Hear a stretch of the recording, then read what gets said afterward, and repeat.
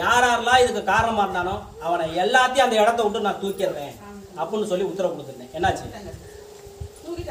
எல்லாமே போச்சா?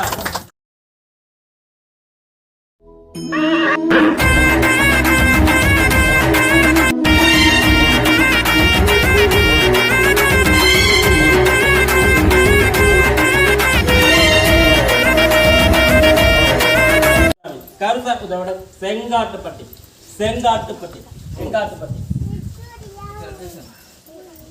செங்காட்டுப்பட்டியா செங்காட்டுப்பட்டியா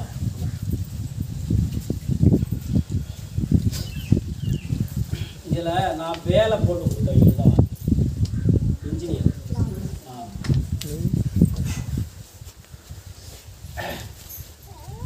கருவசாமி படாத கஷ்டம் பட்டாச்சு சார், படாத கஷ்டம் பட்டாச்சு. போகாத கோயிலில், போகாத ஆலயம்ல, கும்பிடாத தெய்வம் இல்லை, எல்லாமே கும்பிட்டாச்சு. ஆனால் உங்களோட வந்த பிற்பாடு பரவாயில்ல சார். அதே போல் வேலையே இல்லைன்னு சொன்னவங்க கூப்பிட்டு வேலை கொடுத்தாங்க. அந்த இடத்துல குடைச்சல் மேலே குடைச்சல் சாமி, என்னால் இருக்க முடியலன்னு சொல்லி யார் சொன்னது? உங்கள் கணவர் இல்லையா? அப்படி சொன்னார். ஸோ சரி போ, நான் பார்த்துக்கிறேன் அப்படின்னு சொல்லி தான் கருப்பசாமியும் நான் சொன்னேன்.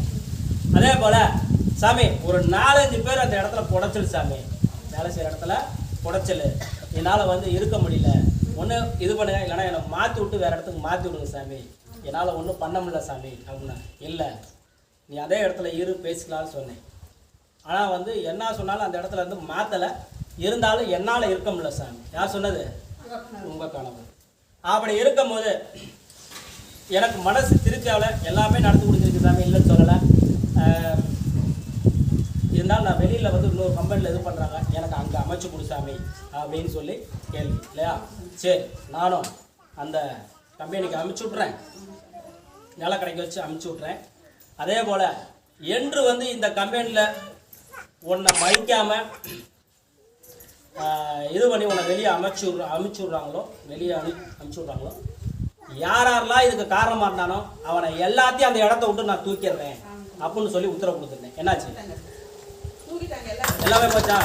அதே போல் பழைய கம்பெனிலேருந்து எனக்கு இன்னும் பணம் பாக்கி வரல சாமி, புரியுதா? அதுதான் சாமி எனக்கு, அதுக்காக தான் வந்துருக்கணும் சாமி. எப்படி? அதுக்காக தான் வந்துருக்கிறேன். எனக்கும் இந்த வீட்டு லோனு அது இதுன்னு கொஞ்சம் பயங்கர டைட்டாக இருக்குது சாமி. அதனால் ஒன்றும் பண்ண முடியல. நீ போய் எப்படியாவது போய் அப்பனை போய் பார்த்துட்டு வா. யார் சொன்னது?